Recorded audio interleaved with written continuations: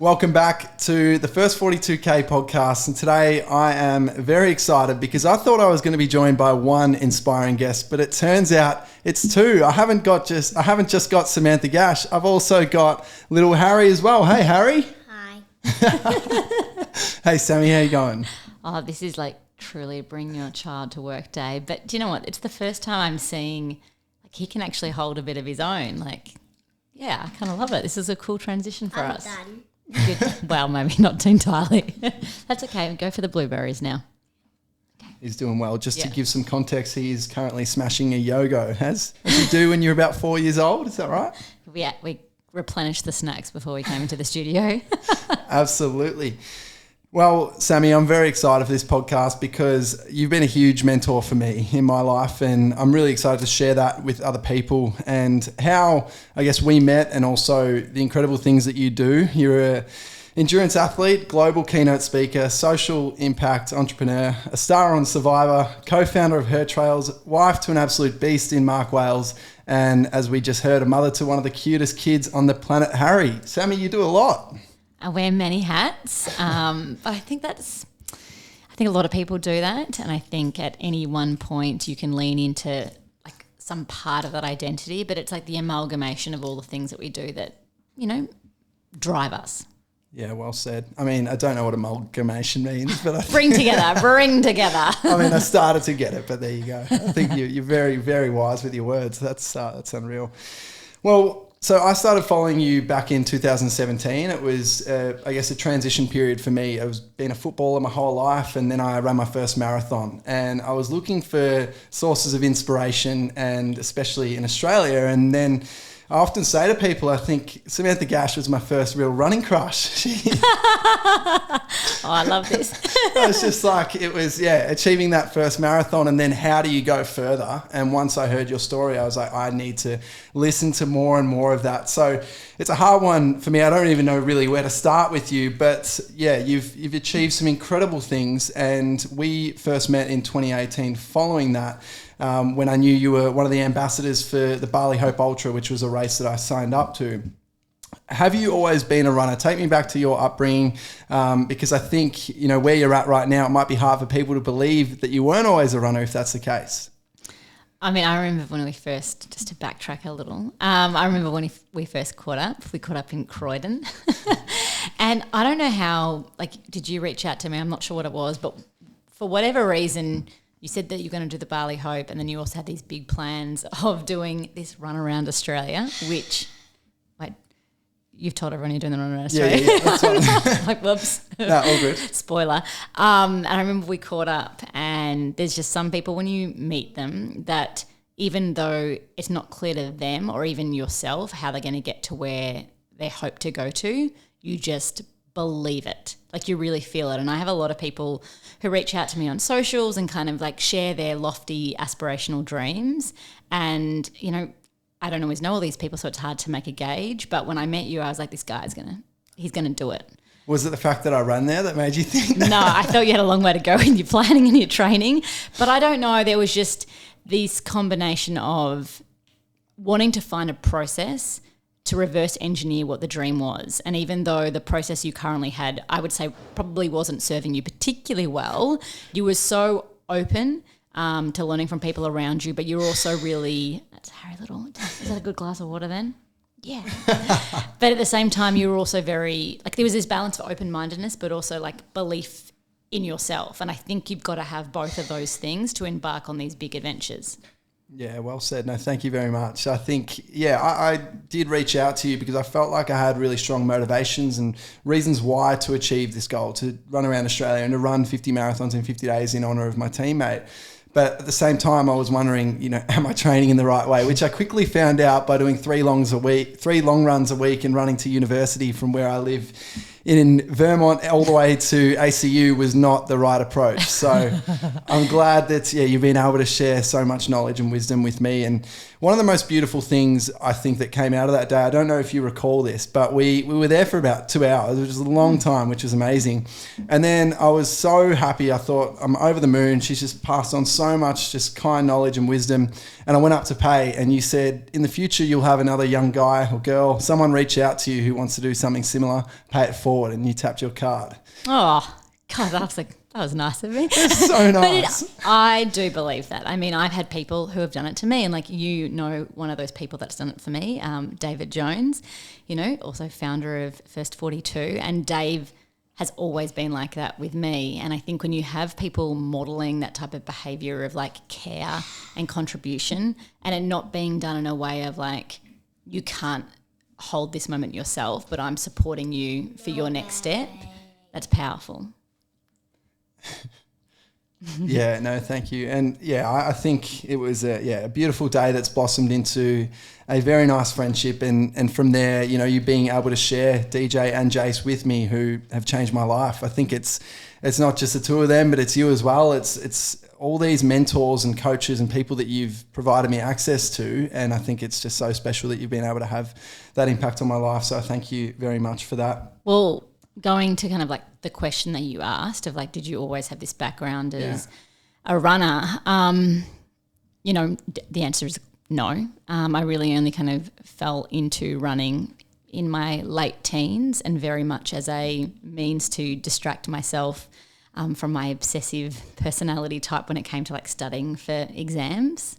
I was the type of person, I probably still am today, that, if left to my own devices, I could lock myself in the corner of a room and just like intensely study. And my mum, even though she's not a runner, I wouldn't say that she's an athlete at all. I don't think she's actually even run a day in her life. But she was like, Sam, you need to get out and you need to move your body. I love Harry, that's cool. We're loving those exhalations. It's every time he drinks water. Yeah, every time he drinks, it's such a process. But mum was like, you need to go out. You need to get away from this desk, and you need to kind of like put your energy elsewhere, like, which I now realise was this whole thing of like disconnect to connect.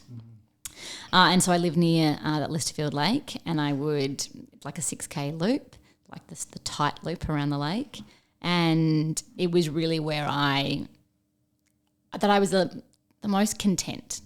And I didn't feel good in the process of running necessarily, but it was more about this moving my body, having no expectations, because when you start from the very, very beginning of something, I think it's critical to not have expectations of what it's going to feel like. And that's the beauty of having like a zero baseline.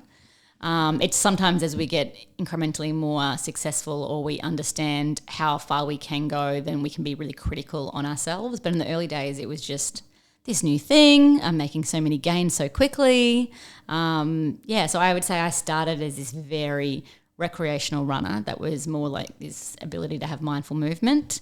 And then in my mid-20s, it kind of really catapulted because I was once again also inspired by someone. I met this lady from the US, and I was doing my very first marathon, and that felt like a massive thing for me to do. And I met this lady from the US called Linda Quirk. She was in her 60s, and she was doing this marathon as a marathon in every continent in like a year, so 7, which was incredible. And then she said the following year and a half she was going to try and do what's called the Four Deserts Grand Slam.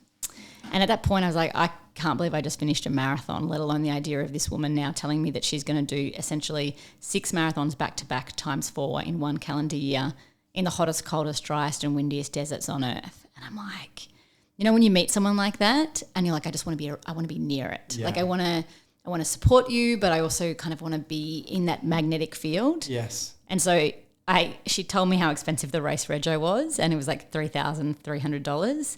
I was like, well, don't have that money, but you didn't need to pay any money to put your name down on the list. And I was like, I'm going to do one of them. And I basically just looked at all the races, and I was like, okay, well, Chile, China, Egypt and Antarctica. Can't do Antarctica because you needed to have done 2 of the races before to do that one. And I was like, well, I'm a uni student. I think I can make that time of the year work. Signed up for the Atacama Desert, and that moment, like this very impulsive thing, really shifted the trajectory of my life. Yeah, beautiful. And did she coach you as well? No, I didn't even know what coaching was. Like, I had no idea. Good. I want to yawn now. Yeah, if you guys hear these funny noises, we've kept the mic on because we're keeping it real. Yeah. This is what it looks like being a working mama running your own business and being on holiday but also wanting to support a mate and get on the podcast. So, absolutely, and we love having you on the podcast, Harry. you enjoying it? Yeah. Yeah, no, she didn't coach me. I really didn't know what I was doing. A key component of these races is you have to carry all your supplies for the 7 days of the race in a pack on your back. And so you're essentially running like a tortoise. It's like, and the more experienced you are, the more you realise the less that you need. And so there's some people that have like 16 kilogram packs, and there's other people who have like really got it down to a fine skill of like 6.5 kilograms. So my first race, by virtue of the fact that I'm very, very short, I was aware that I had to be really critical with my decisions of what was essential to cross a desert versus what was a luxury item. So I was definitely on the lower side of it, but still I stood on the start line of that race, having 25% of my body weight on my back, and I made a lot of errors getting to that start line. The biggest one is I ended up being in a moon boot till 2 days before I started the race. Oh my God. And because I eventually had paid $3,300 to get there and they wouldn't give me a refund, I was like, well, looks like I'm going to give this thing a crack. I love that. Maybe that's what I loved when I first met you. Like, I can understand like that real naivety at the beginning of a journey. And I feel like a lot of people try and quash it the more experienced they become. But like the reality is I was there. Like, I had no idea how to train, for a multi-stage race. I had no idea that I shouldn't just put soup cans in my backpack to simulate weight. So like there was so many mistakes I made. And if you're the person that learns from your mistakes and like continually like refines your strategy, you're going to actually move forward in your trajectory a lot quicker than someone that just kind of like lucks out the first time and then maybe finds out down the track, that they didn't really work out what the process was. Yeah, I think even for me, it's always whenever you never really fail in running or outside of that. You're just constantly learning. And I think if you can have that growth mindset that allows you to reflect in a way that goes, hey, soup cans didn't really work for me, but let's move on. And how can we do this better? That's pretty cool. So to even jump, what was the time frame from your first 42K? Firstly, tell us a little bit about that first marathon and how that went for you, and then how, the time frame from there into the 4 Desert Grand Slam. Well, the time frame was roughly 2 years from finishing my first marathon to then standing on the start line in Atacama.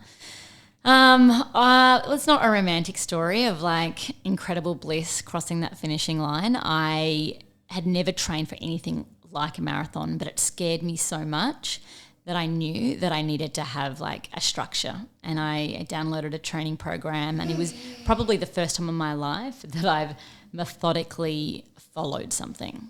And I did incrementally build a lot of confidence through being able to...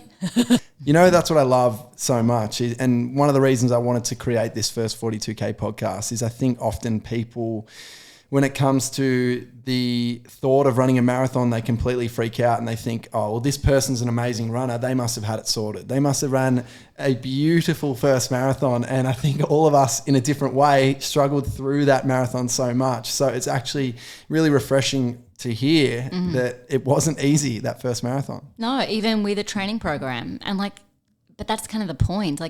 Why should it be easy? Why should it feel seamless? Even if you have applied yourself, and I think I did for 18, 20 weeks.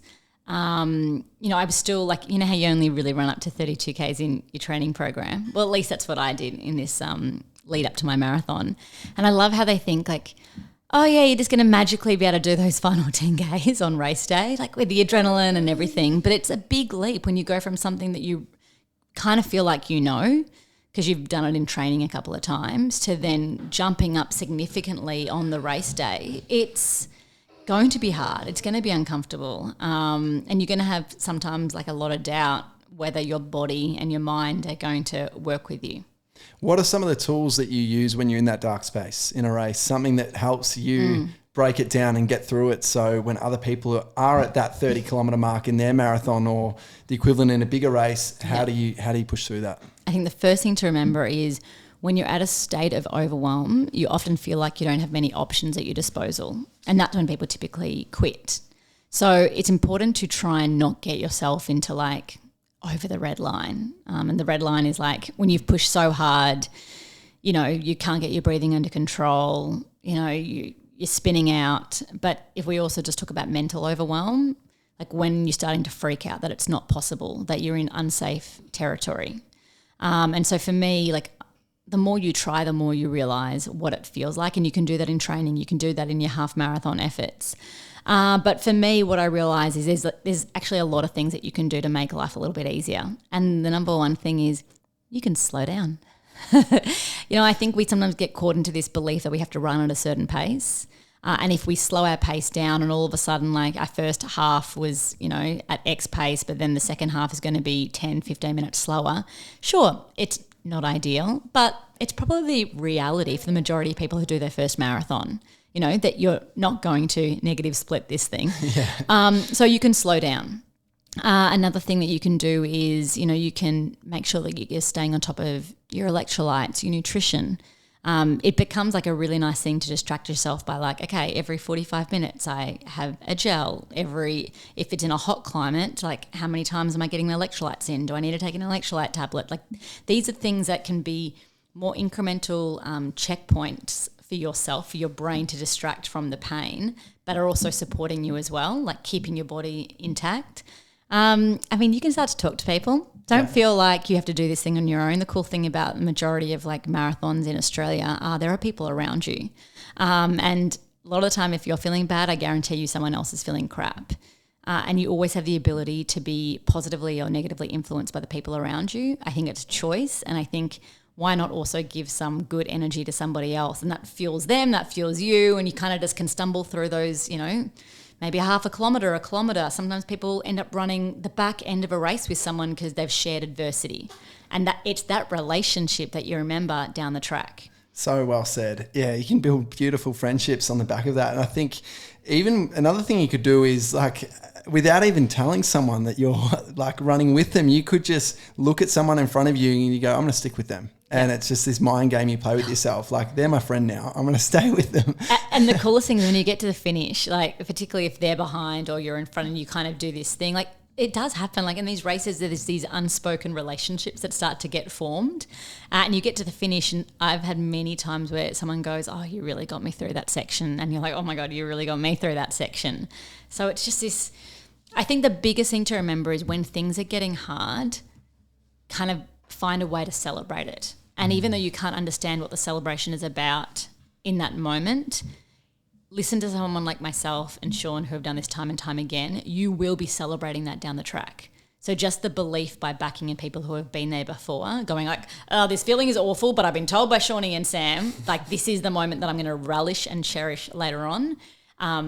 Get to the end and you'll feel why. So true. I think in any achievement, it's the tough times that you reflect on the most. You're like, I overcame that. I'm so happy and so proud. So, yeah, so well said. And some of your expeditions. So, I mean, again, there's so many. Running across India for World Vision, also running across South Africa, and just recently Nepal with your friend Jessie. There's so many things to talk about here. We could be honestly talking for a day. But what is it that brings you back to running for, like, in your own expeditions and running for, I guess, social impact, making a big difference with your running? Yeah, I mean, I think I shifted pretty quickly from these created races, and I did move to this idea of like self-devised expeditions, and it really did start from when I did a run in China, in that Four Deserts Grand Slam, and a member of the it's so funny, I haven't spoken about this for years. A fellow competitor passed away, and it really made me question the sport. And it made me kind of think about why do we push our limits? Like, what a luxury to push our limits, and the fact that this person had pushed their limits so far by choice, and it had been the reason that he had passed away. And I wrestled with the sport for a little while, and then I was like, I just want to put things in. And then I got, I was in that race with the bushfires in the Kimberleys, and so all these things happened in a really short period of time for me that made me go, am I going to stay in this sport, I still like it, but I don't think I like the structure as it currently stands. Maybe I want to take a bit more agency back into the experience. Then I started to, I did my first real thing that I did was a non-stop run across the Simpson Desert. It was 379 kilometres. That is the most pain that I have ever experienced in my entire life. My calves looked like the size of my quads by the end of it. Sometimes the first time you do a significant feat of endurance, like really ultra, endurance. That is so far. That is so far. I had no idea what I was doing. It took me 3 hours, 14 hours and 28 minutes, and I only really took 2 20-minute stops where we just put the swag out on like the sand dunes, and I just like popped into it, and then they my crew woke me up, and I mean, it was torture. I have some really interesting feelings about like this sleep deprivation and what are some of the long-term damages we're doing. But at the same time, I do love experimenting with what like the mind and body can do. The duality of it, like the duality of, is this component of this sport that I've created healthy, but also like it's giving me so much and I'm learning about myself. Like they sit side by side. And so that's where it really started, and I knew the more I was doing it, the more I wanted to do it for something outside of myself. And I do feel like I've played a role in being one of the more early pioneers of the Run for Change movement, and it's incredible to see where it's expanded now. I mean, why not, as you're going on a personal exploration, take it outside of yourself? Like you're already getting so much. Why not start to think about how that can potentially be in service for an idea, a movement, a group of people? Like, I think it's a really beautiful thing. And whether you raise a couple of $100 or $1 million, as some people do, it's all worthy. And you and I know how hard fundraising can be. It's really hard to get these ideas off the ground. It's hard to them to build momentum. But it's like the staying power to be in service to your idea, even if it's not working exactly as you felt. And that's a character trait I've learned from ultramarathon running, because we often have a vision of how this is going to look, and very quickly we get shown that it's not going to turn out that way. But you keep going and you learn something else along the way, even if it wasn't the original plan. Yes, so true.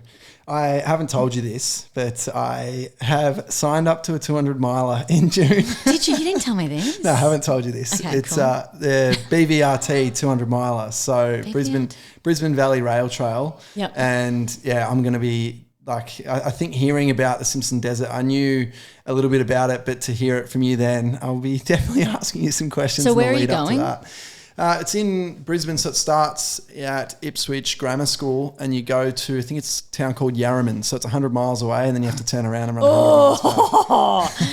Oh, that's cool. You're running back home. And what's the terrain like? It's not too bad. It's more of it's a rail trail, so it's more like almost like a Lilydale Lake surface. Okay, cool. Well, that will be nice. Yeah, and it's not too much elevation. It's probably, I'd say, one of the easiest 200 miles in terms of, that's how they've listed it, like compared to elevation and stuff, some of the other ones out there. That you know that, don't be surprised by, like, that can hurt more. Oh, I know. Because it means you're likely to go out a little bit harder than what a 200 miler should require you, because the terrain is simpler, and you do plenty of hilly, vert hard work, and so it's going to take so much discipline at the start of that run to keep going this 200 miles, Sam. And you're going to be having all these creeping feelings of like, let me just get some miles in the bank, and when it's nice and easy and my legs are fresh. But if you cook yourself, it's not just like 200 miles is so long that it could be, the last 120 miles could be this is what I always say, like, work out what your goal is and then reverse engineer what it takes. And if it's to like do a really hard 100 miles and then just kind of suffer through the final 100, well, then that's cool. If it's to try and feel sustained energy throughout 200 miles, then it's a totally different approach. And that's why, like, I always say there's so many ways to skin a cat, probably inappropriate saying, but the idea is like, there's a lot of people that can have the goal to do a marathon, but be really clear with yourself why you're doing what you're doing, and be comfortable that sometimes as you start to train, like that why might change. Yeah. And therefore your training and like what you focus on could look a little bit different as well. So true. I think leaning into the why is huge. And back to what we were talking about before, it was like, I often get asked that question, why do you run for charity? And I say, well, I don't always run for charity with every single run that I do, but I say straight back to that person, well, why don't you run Oh for my charity? God, we're the same person. I'm like, why do I have to defend this when I don't critique you for not running for charity? I'm just like, you do you, boo, and I'll do me. I think sometimes people feel threatened that, you know, their running is for themselves, and that is totally fine. Like, people don't have to justify like why they're doing what they're doing or the way in which they're doing. At the end of the day, you have to put your head on the pillow and feel comfortable that the time and energy you're putting into a certain thing makes the most sense to you. You know, and I know you and I are both wired into this, like, we want to leave a legacy that we can be really proud of. And sometimes it's because we just want to go as fast as we can and we want to feel that like adrenaline and intensity. And other times, like, there's a real mindful element to it where we're thinking broader picture and we're thinking perspective. And what I would say is with these really, really long expeditions, you know, from, you know, my run from the west to east of India, from my traverse of the west to east of Nepal, there's such a long period of time that just thinking about yourself and your own intentions can get really hollow. And you get, you know, 40, 50 days into these projects and like you want multiple things that anchor you to the time and energy of not just you're putting into it, but the close people in your life, your support crew that's there, you know, the sponsors that have backed you to be there. Like, it's so nice to be grounded by something really deep. And for me personally, not just about myself. Yeah, so well said. Yeah, I think it comes down to something as simple as this that I heard. If you love something and you're great at it, why wouldn't you use it to help others? Yeah. And I was like, we should all be thinking like that. We can help people in life. And if this is a strength of mine and I'm having fun, I'm passionate about it, I love it, and I love the process, then why wouldn't I use that to, make someone else's life better in that way? So, and that's so good, but it also, you don't have to. Like, you can really love something and it can also just be retained for you. Yeah. And at different points of your life, you might feel different things about it because, like, although you love doing this thing, adding on the fundraising objective and particularly the big goal that you've set is going to take so much work. I don't think people know how much energy it takes to have an advocacy and fundraising campaign associated to what's already a complicated physical, mental and emotional adventure, which obviously running around Australia is going to have. And like, I take, my metaphorical hat off to you because I know how, it's going to be a massive challenge. I mean, that's why you're probably signing up for it, but it's going to be a life-changing experience. Yeah, definitely. And I think that's why you can't be doing every race for charity at the same time. And for fundraising, it's a huge thing. And 200-mile run that I'm doing at BVRT, that's not going to be a fundraising event, but I think more so just to another event to build that mental strength going into next year. So really excited to take that one on. I remember a few years ago, and you can tell me what year that was, going to your TED Talk. And oh my God. That was beautiful. I was like, wow, I feel so proud to know you and to have you as a mentor in my life and to listen to that at the time. But one of the things that I thought was really inspiring was that you've used what was obviously a tough time in your life when you said that you were the last person often picked in school in sports teams to become this absolute weapon of an athlete. Oh my goodness. I mean, I've got this thing where I say we're not defined or limited by our past, but our past certainly is something that can propel us forward and also like is always there with us. So like obviously I said I didn't like start running till much later in my late teens, but also like still to this day I'm like incredibly uncoordinated. If anyone watched the season of Survivor that I did, there was a scene where a challenge, should I say, where we had to throw this it's like an anchor thing and like throw it and try and get like I don't even know the words when it relates to these things. Basically, it was a challenge. You had to throw a heavy thing, try and get something and drag it in. I couldn't do it. Like, everyone had got to the puzzle and I think I threw that thing 50 times and still didn't do it. And someone wrote this hilarious tweet was, in a faraway land, far, far away, I can still see Sam throwing this thing. And it made me laugh because I'm like, yeah, that's me. Like, I'm super uncoordinated. And on some elements of strength, I definitely have mental limitations with it as well, which translate to a physical challenge. But I just think that if you keep backing yourself and trying new things, you are building your mental CV. And the mind and the body are inextricably linked. but you have to continually expose yourself to, what you perceive as to be risk or enter into your place of fear. And like I've always seen myself as not strong, not athletic. It's still weird to this day for me to refer to myself as a runner or an athlete. Even though, you would say to your athletes, like I would say to my athletes, it doesn't matter your pace, your distance. If you're out there training and running, you're an athlete. Yeah. It's a mindset, not just a vocation. But yeah, like I've definitely transitioned how I see myself, but that's purely based on experience and trial and error. I love it. I think, sometimes we do go through tough times, and if you can use some of those moments as fuel and inspiration, well, it's pretty remarkable, your running career. So there's so many achievements to list off, but I think, the biggest thing for me is like that you're always looking to help others. And I love that so much. And you really were one of the first people I found, or I think you were the first person I found in that running for change space. So that's why I was drawn to you, and it's been awesome to get to know you further. So you touched on the girl, I'm sorry, what was her name, who helped you when you were first starting out? Linda Quirk. Who are some of the other key mentors who've helped you and go to this point today? Yeah, I mean, just like how you reached out to me, I reached out to people too that I felt, were at least displaying online the values in which, felt consistent with me. And Ray Zahab was that person. Did you know I was going to say Ray? Yeah. He knows my life story. I've heard a few podcasts. You heard a few podcasts. I got to try. I feel like I'm trying to give you new content, right? Yeah, this is good. A little bit. Ray. So this was a guy who had run the entire length of the Sahara Desert. But he did it with like two other dudes, an American and a guy from Taiwan, and the three of them ran. And the question is like, why did I choose Ray out of that trio? What was it about Ray? And he just kept always going back to the why. Like he was very much boast on, like, he never really spoke about the physical side of things. And I guess that made me feel less intimidated, because when I first decided to do like the race in the Atacama Desert and then go into the go into the Simpson Desert, I still didn't see myself as like proficient as an ultra marathon runner. And so his messaging really resonated with me, very much of like, it's about the mind, it's how you fuel it. His quote that he says is, ultra running is 90% mental, and the other 10% is all in your head. Wow. Cool, huh? So cool. So cool. Because the way I interpret that today is, all right, again, you don't need to be defined or limited by your physical past.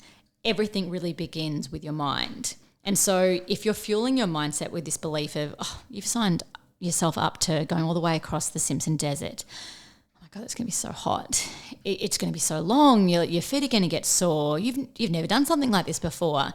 Your body's going to give way. Like, you're so small. You can't go up those sand dunes. The reality is you don't then put the work in to incrementally get yourself to that start line with any kind of confidence. Yeah. And so I think the mind, it's like, I don't just think like mind is everything. Some people go like, your mind is strong. Well, cool. You've still also got to do the work. Like, you've got to physically prep yourself. But I think the way in which you start to do the physical prep and the logistical research is by backing yourself. Yeah, well said. Mindset is everything. And I think, you've just shown, obviously, the physical preparation, but even to put in that physical work, it's having a strong mind to get there. One of the things that you're obviously very passionate about is bringing awareness to other women in this space who are out there smashing it and doing incredibly well with running. And I know you're good friends with Erkana Murray Bartlett, who's just recently ran 150 marathons in 150 days. Legend! What an effort. And how did you feel supporting her and watching her through that journey?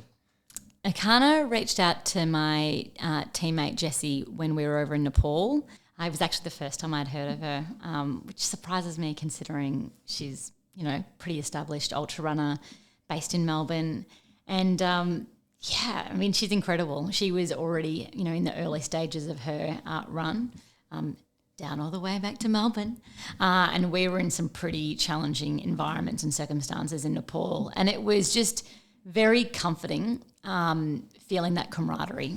Sometimes the sport of ultra running can feel really solo, but it's really nice when you can feel like you're a part of a team or a community. And Zakana's journey, expand across the entire length of Australia. I was really delighted for her with the amount of effort that I knew her and her partner were putting into the project, relatively unsupported and self-supported, that they were really gathering the momentum that she deserved. I mean, the reality is I think she probably deserved a lot more attention far early on. And I just wish people could have got a snapshot into how hard she worked every day after she did a marathon. You know, the time that she spent into trying to share her story and the care that she was putting into the advocacy and fundraising work that she was doing to support the environment and the animals. I mean, she was like a 1/2 person band, and that was inspiring to me. Do you know, the day that she came through the Gold Coast, I was working my bartending job over on the weekend, and I slept in that morning, and I wanted to run with her, but I think I finished till I finished work at about 11 p.m, got home, and she was running at 5, and I missed it. And I was spewing. But at that point, I reached out. I was like, look, if you're still around tomorrow, I'll travel to you. I'd love to run with you. And I'd run with her already in Mackay a month or so earlier. So we'd been in contact. And that's what I was going to say to her. Mm. And she's come back before I could even message her that. She's messaged me saying, oh my God, I'm so sorry. I missed you. What's happened? She's in the middle of her run reaching out to me. So just incredible care. Yeah, she gave so much care to Jessie and I. I'm actually in a group thread with Lucy Barnard, who's walking the world essentially right now. Akana and myself. And it's like this really incredible female supportive, I think a lot of times there are demographics and sections of female society where, because you feel like you're fighting for such a small space of recognition or a small seat at the table, that you are in competition with the other women around you who are playing in a similar space to you. I truly don't believe that. Akana doesn't believe that, and Lucy doesn't believe that. And so it's so refreshing to be in connection with women who really want to foster a very supportive environment for females to believe that don't waste your energy on competition. Don't waste your energy on comparison. Sure, you might feel like there are so few opportunities, but if you work hard enough, you see it as a long journey, you can create your own opportunities. Yes, it is harder being a female in this sport. Like, I truly believe it. I've been in it for 10, 12 years now. There's been many, many times where I've done an expedition, and the amount of work that myself and my team have to put into getting media, sound bites, to getting really that space at the table and then having credibility when you have that little bit of space, it's tough. I would have loved to have seen Akana's project have the same virality as a campaign like Ned's. But it's going to be a longer push for women to have that same kind of excitement about a woman being adventurous and a woman doing a feat of endurance, because there's just not that same excitement. And it's going to take time, and you can't get frustrated. Okay, sure, you can feel a degree of frustration at times when you see how much effort you're putting in, but you've also just got to keep pushing if you believe it. Yeah, well said. I think that there's room for all of you. As you said, there's so much room for all of you. And that's why I was so amazed at her mindset during, because I know it was so hard. Ned was doing his run at the same time, and she just didn't feel like that support was there. And it wasn't there. Like, let's be real, it wasn't there. And that's not to take anything of the support that Ned received. Yeah. But my question is why, we've got a woman who's doing a very similar thing. Yes, she's doing less mileage per day, but her total time out on the course is longer. It's hard. It's really hard for people to kind of back that. And she definitely got some at the end. Still, in my opinion, a fraction of what she could have received. But, I think Akana should be super proud that her persistence has paved the way for more women to have seen a woman do that and feel like it's possible. And that's cool. I think all three of you, well, the three that you spoke about in your little group chat, would be absolutely having that impact on girls and women all around the world. So I think it's a massive testament to not just you, Sammy, but to these other girls as well. And keep driving, Oh yeah, you should see our threads. We're like, okay, so I've got a blister on this foot. We're talking about hiker's wool. We're talking about mindset. I'm talking about the juggle with kids. It's just such a dynamic thread. And the undercurrent is like, I back you, I support you, and is there anything I can actively do to make this easier for you? And I think that's cool. It's like, if you have someone in your life or just someone that you're exposed to that you think that they're trying to pave a path in a place that they haven't typically belonged in, actively get behind them. Because I can guarantee you that active support makes a difference. It like builds in momentum the more they receive it. Clearly, you're very passionate about getting women involved in the running space, and you have co-founded Her Trails with Beck Wilcock. Talk to me about that. What is Her Trails, and to any of our audience listening who might be inspired to try that? So, I guess I'll go back when I first had Harry. I saw myself as a runner look really different. And during my pregnancy, I got a condition called postular tachycardia syndrome. And I wasn't able to run for the duration of my pregnancy and really for some time afterwards. And then I really just started to see this different holistic version of the power of being outdoors and moving our body incredibly mindfully, sustainably, and for the long run. And also being connected to women who are also at all different phases of their, pursuit of run. And so like Her Trails kind of was founded with the belief that trail running programs that are holistically based, incorporating both run, mobility, yoga, mindset, connection to community, is something that can really be powerful for women to help them build their self-reliance, their joy. And so that's what we do. We do trail running programs from 10Ks up to 100K, and we do immersive adventure and cultural retreats in the Larapinta region, and we've just started doing them in Tasmania as well. We have, of course, alongside First 42, the best community going around. And community takes time. It's something that you really want to preserve as much as possible. And I feel like I'm enriched by the women that I've been able to be in contact with, and I see that the lives of the women who do our programs, they're also feeling stronger and more capable and excited about, pushing their boundaries. Amazing. It's remarkable. And I think, the impact you're having on them, it's they would then be able to spread that positivity to other people. So totally. It's so cool. You'll see this First 42. Oh, is that a roll-up?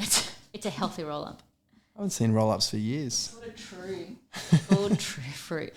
So he smashed a yo-go before, a few blueberries. Now he's on the roll-up. I love it. If only I ate as much as he did. He does expend a lot of energy. Oh. There's something really powerful about building something from the ground up. I feel like I've done it with my expeditions, and this really feels like the new iteration. It's like it's an expedition for the long run. Yeah. It's something that I hope stands the test of time, that it evolves. We began during COVID, and so our business model reflected really that virtual world, and now we're shifting it quite a lot more to celebrate people being able to be in person, whilst also still having the agency to do the training and the hard work in whatever environment they are, wherever they are in the world. But then if they can have these moments in time where they come together, that is incredible. So, I'm sure you felt with First 42, sometimes you've got to really make some decisions to adapt and pivot, and that's the journey of running a business. Yeah, so well said. I'm just listening to every word you have to say. Just I get this, I hear it, and I think that it all comes back to wanting to truly help these people with not just their running, but just to feel happier and be stronger in who they are, and that's so special. And the community that comes with it, retreats, would be amazing. I think that's awesome. I want to do I've got a really great friend who I believe could be an incredible facilitator for a male-only retreat. Might be a couple of people on listening to the podcast going, Her Trails, or talking about men's-only retreats, but I actually think there's such power in gender-specific time, when it's done really, really well.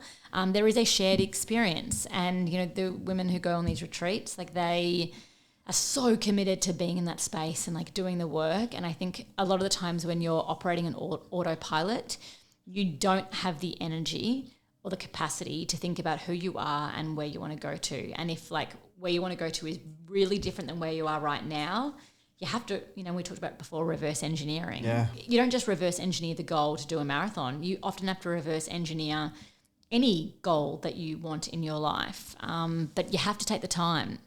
And I'm someone that can operate at a frenetic pace, and because I have personally learnt the power of being in nature, being away from your device, not having any access to any form of technology, and being around collaborative, incredible, supportive women, like it's like the juicy space to really enhance your life.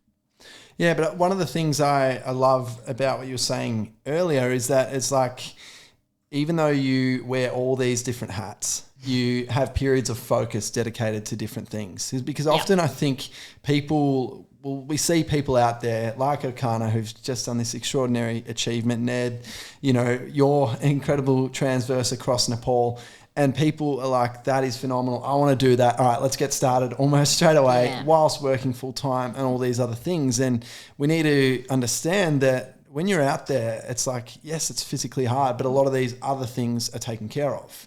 And, you can then focus in a really nice way at your project at hand. I mean, tell me, when was the year that you first thought of the run around Australia? It was the start of 2018. Okay, so like we're now in 2023. Yeah. And when I first thought about doing the run across India was 6 years before I started it. Yep. And so like these ideas, like from personal experience, the best ones are ones that have really time to ferment. Yeah. Like after these lofty goals, they require a build-up, like to build up your experience, on a runner's perspective, like your strength, your capabilities, your mindset, your ability to stay composed when things don't go to plan. And like, as you know, like your project around Australia, my traverse of Nepal, like literally not one thing went to plan. I feel like you need to train that faculty within you to cope with that. Some people maybe naturally have it, but the reality is like, when nothing's going to plan and you feel completely unsafe with like the looseness of having to go from, I said to you the other day, we literally went from plan A and it was so structured, it was so tightly confined, and we ended in this like plan T that was just so loose. Yeah. And I just think like, don't rush time. Like good things will be more successful. They'll have a bigger impact if you let them build naturally and organically. Yeah, for sure. And how has your recovery been since Nepal? Oh, I just did an article about this the other day. Like in many respects, great. Like there's this one side of me that I'm able to go back to work. I'm back on the stage speaking. I'm back into my role as, I'm always a mum, but like in terms of like being like very, very hands-on. Because, when I was in Nepal, I was obviously physically distanced from Harry. Back into her trails really full time. But there have been like some real elements of fatigue and emotional struggle because that project was so hard. A bit like what I was talking about with Akana, but probably a little bit different. Like we were trying to do a project where we were trying to raise money and raise attention to the challenges that women and girls experience in rural Nepal, specifically a place called Chisapani. We're talking about the prevalence of sometimes child marriage. We're talking about issues of the taboo culture relating to menstruation, where, girls are banished to the cowshed when they have their period because they're not allowed to be in the home, particularly in a very traditional conservative Hindu culture. And during the time when we were doing the project, we also basically dealt with what was close to a natural disaster where we were stranded for 13 days and very hard to get comms out. We were doing the project self-supported because we felt it was powerful to be two women out there making the decisions, pushing our body whilst also doing it for something we cared about. But it's not, what I found is it's hard to get attention for causes outside of Australia. And not because people don't care, but because it's like more physically distanced. It's, I think Australians do genuinely care if they can understand, but to create that understanding is incredibly hard. When people can't feel it, they can't smell it, they can't touch it.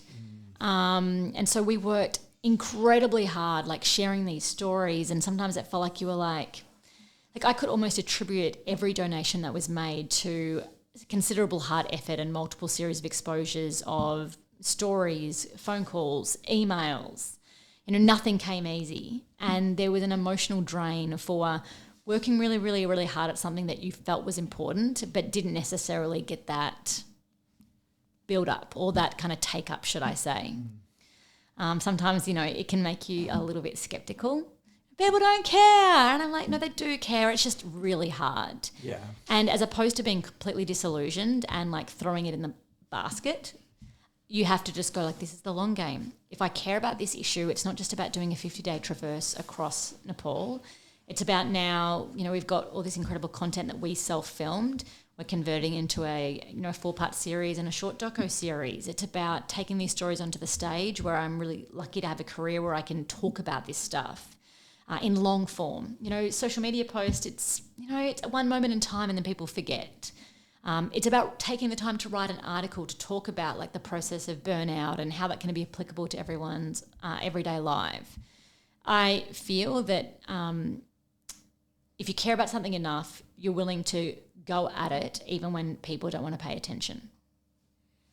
Yeah. Wow. I agree. I think it's, I think at times I felt like, and this is just my own personal opinion, because as you said, Nepal being so far away, it was hard to relate at times. And I wonder if that's where some people maybe looked away and looked more at the projects that are happening in Australia. But I think it's not that people don't care. People want to help. People truly do, but you have to be able to relate to certain things. And that's why, like, how do you create relatability? Well, you keep sharing in different ways. Yes. Don't think just one way of telling a story is going to work. And we only, we it's such a limited comms that we would like have to try and fight so hard to get reception, to get a story. Like, we'd be trying to traverse these like active landslides whilst brainstorming how to share this particular story, because there were people that we, like a couple of 100 metres, less than a kilometre away, an entire village had been hit by a landslide that went through it, and like people had lost their lives. And then we were trapped on the other side, unable to get out. And it's just so hard to tell that story. Yeah. It's so hard to tell the story of what it's like for a girl that can't even be in the family home during her period. Like, it's very easy for people to go like, that's a life I don't understand. Yeah. But the reality is these people who are living in other countries are exactly the same as us. They want their families to be safe. They want to put food on the table. Their hopes and dreams might look a little different based on where they live, but it's purely the lottery of birth, where you're born. Yeah. And what I've learned through, we love to travel. Like, Australians are massive travellers. And I just think if you want to have that privilege of being able to travel, then maybe open your minds to this concept of being a global citizen. And it's like, we don't just get the perks of like travel, but also that we care for people in other parts of the world. And I'm not here to like slam that message down people's throats. Like, it's something that I've learned over time too. Well, I think even in Bali, perfect example is you have Seminyak and Legian and those very highly populated areas for tourists, and they're doing really well. And then it's northern Bali around Lavina that just doesn't have that same support. And it took us going over there and being part of the Bali Hope Ultra to really see that. But it's so true. Like, I think these families just needed, I remember, we were very lucky. We were very, very fortunate in the sense that those who fundraised, and contributed, as we all did, we got to go and meet some of the families over there. And that was so special. And I remember at the time them explaining to me, and there was 25 kilo bag of rice, and that truly was their meal. And then obviously when COVID hit the world, how that then it affected Bali. And I was like, well, I'm pretty yes, the world's different here in Melbourne, and Melbourne was tough. But at the same time, I was like, well, I can eat more than rice. Like, I'm very, very lucky, and it's all about perspective. And so that was why at that time I did a 24-hour challenge, part of the Bali Hope challenge, as Bali Children Foundation turned their focus from putting children through school to literally feeding a family of 4 for a month for a $25 donation. So I think we can all do more. And it's, I think, as I have and you have as well, connected running a lot of the time, because it's something we love and we're strong at, and we know that we can make a difference in that space. But it's about whatever you're passionate about, wherever your passion lies. If you can do that, I think, and use it in a way to help someone else, then why wouldn't you? Yeah, and I mean, that's the benefit of like when these things like these documentaries come out, people can see some of that imagery. I mean, what I can say is like, it will be, I know that a documentary of like a place like Nepal, which is more far away, and will be exciting for people to watch. I mean, the landscape is, I mean, you've seen a bit of the footage that I showed you the other day. It's like intense, and it's like, it's captivating. So whilst it might not be this like magnetic viral social media campaign, I think there might be some intrigue about what it looks like to be traversing a country which is literally crumbling around you as you're moving. Yeah, wow. Do you think you will always have a passion, whether it's you doing expeditions yourself but continuing to support others with expeditions as you age? I try not to think too far ahead. I do now what feels right. I'm very motivated by like the power of movement and nature as a vehicle for personal exploration and then broader social contribution. And so at this point, it feels really right. I mean, I do, considering I have this incredible nearly 5-year-old son, Harry, a lot of things have to be ticking the box for me to go away and do these projects. I got quite a bit of flack for going away and being away from Harry for the time frame that I did. But at the same time, like I also feel like you've got to live in the passions that are really calling you. And if they keep calling you loud and you feel like when you get 70 you're going to regret it, you got to do it. And also you're showing Harry like he can go after his life. You know, He came. Yeah. Like Harry came for the first couple of weeks and we did the Langtang Valley trek. Like a 4.5-year-old kid going up to 4,000 meters. See, that's incredible. What 4.5-year-old kid gets that? And I think there's so much power in doing exactly that. And I think a perfect example was the other night, only a week ago, I was at Goggins when he came to Melbourne, and he was talking about that. A lot of people say what he does, these 200-mile runs, all of that is selfish. But ultimately, doing these things and in trying to achieve these things, it's who you become. And he's like, I'm becoming my best self right now. And we need to think of team in different contexts. So we have teams at work, teams of people. We have our family as a team. And ultimately, if doing this is making me a better person, then I can show up better better in those environments. And I was like, I love that. I think that's so true. So last thing I want to touch on before we do close the podcast is talking about team, because I know you're massive on it. And I know that team has played a huge role in a lot of your expeditions. Talk to me about team. And some of the things, not just with Jesse across Nepal, but all of the expeditions you've done and how important it is for you. Yeah, because I mean, with Jesse across Nepal, we were quite self-supported, but we had Joe, who was working a lot on our social impact campaign, and David Byrne, who was doing a bit of the video content work, but also a resource of someone that we could go like, this is bad, like we don't know how to get out, we just don't know what decision to make. But that was really light on with team. But when I ran across India, I had like this incredibly integrated support crew team alongside me, and then people who were working in different parts of Australia and India and the US creating content and generating stories and bringing this thing to life. And it really became very little about like me running across the country, but it was more about like how can we use that as a moment in time to connect to different people, share a story, make a moment of something.